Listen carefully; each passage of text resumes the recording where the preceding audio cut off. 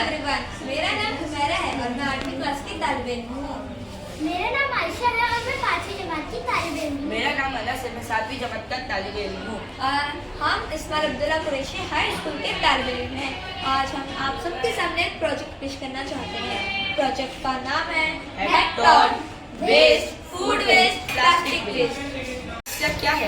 हमारे इतराफ में कचरा क्यों हो रहा है? हमारी प्रॉब्लम क्या है? हमारे इतराफ में इतना कचरा क्यों बढ़ रहा है? तो पता है, आजकल तो प्लास्टिक में हर काम होता है। प्लास्टिक में दूध मिलता है और वही प्लास्टिक बॉटल्स में कोल्ड ड्रिंक वगैरह, और वही हम लोग यूज कर उसके अंदर पानी भरते और वही पानी को हम पीते। क्या आपको नहीं पता हमें उससे कितने नुकसान होते? भाई, 2005 में बाढ़ आई, ये किसकी जिम्मेदारी है, हमारी या प्लास्टिक की? हम आपको बताना चाहते हैं कि कचरा यहाँ वहाँ फेंकने से बीमारियाँ होती है और मक्खी मच्छर से हमें डेंगू मलेरिया होता है और इससे हमें बीमार होते हैं। अगर हम कचरे को लापरवाही से इधर उधर फेंकते हैं, इससे हमारे माहौल में भी खराबी आ सकती है। और हमें इसी सॉल्यूशन का एक वो बनाना है। इस प्रॉब्लम को नजर में रखते हुए हमने निकाले 2 अल्टीमेट सोल्यूशन। कंपोस्टिंग, जिसमें हम कोई भी ऑर्गेनिक कचरा डाल सकते हैं, बट कीप इन माइंड इसमें हम मीट, ऑयल और डेयरी प्रोडक्ट्स नहीं डाल सकते। कंपोस्टिंग ड्रम में जो भी ऑर्गेनिक वेस्ट जाता है, नीचे 2 टैप की मदद से वो लिक्विड फर्टिलाइजर बन जाता है और हर 15 to 20 डेज में इसको रोटेट करने पर ये एक 1:1 के रेशो में सॉल्ट और मिलाकर 10 into सॉइल को फर्टिलाइज करने वाला मैन्योर तैयार करता है। इसके अलावा हमारी अगली प्रॉब्लम है प्लास्टिक वेस्ट। प्लास्टिक वेस्ट का बेस्ट सोल्यूशन है प्रिकॉशंस प्लस सोल्यूशन। अगर हम प्लास्टिक को जलाते हैं तो इंडस्ट्रियल वेस्ट क्रिएट होता है, जो कि मीथेन गैस जो हमें रेस्पिरेटरी डिजीज दे सकती है। और अगर प्लास्टिक बॉटल समुद्र में जाकर मेल्ट होती है तो हमारी स्किन में स्किन कैंसर के थ्रू आ सकती है। इसलिए जो प्लास्टिक हम ऑलरेडी यूज करते हैं उसको पिकआउट करके क्लीन और ड्राई करके एक बॉटल में भरना, जो एकदम बॉटल टाइट होने के बाद उसको हम ऐसे ब्रिक्स यूज कर सकते हैं। और हम ये अपने स्कूल में कर चुके हैं। हम इन ब्रिक्स को फर्नीचर और आर्किटेक्ट्स और बिल्डिंग्स वगैरह बनाने में भी यूज कर सकते हैं।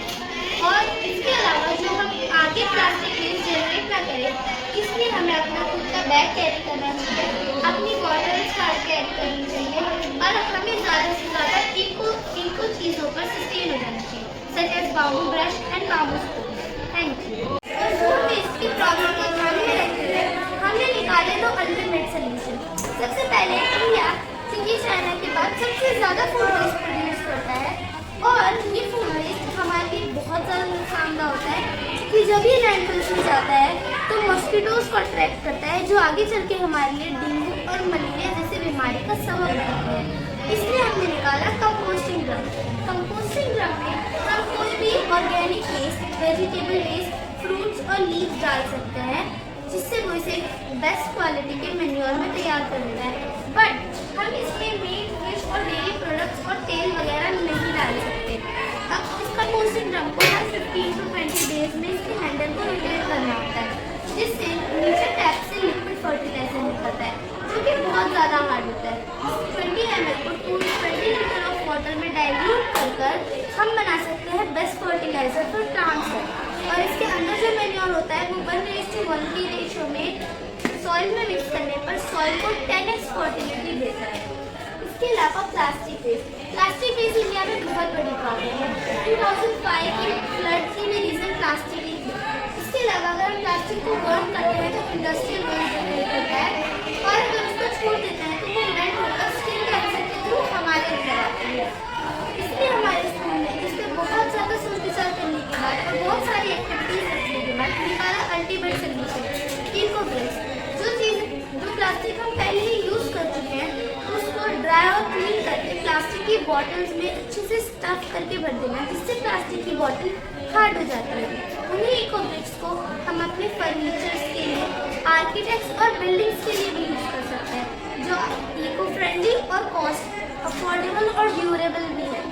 और आगे हम प्लास्टिक को ऑलवेज जनरेट ना करें, सिंस ये बहुत बड़ी प्रॉब्लम है, इसलिए हमें इको चीज़ों पर सस्टेन हो जाना चाहिए, जैसे अपना खुद का बैग ले जाना, अपने लिए बॉटल कैरी करना, प्लास्टिक को जितना ज़्यादा हो सके उतना अवॉइड करना और इको चीज़ों पर सस्टेन होना, जैसे बाम्बू ब्रश और बाम्बू यूटेंसिल। Thank you.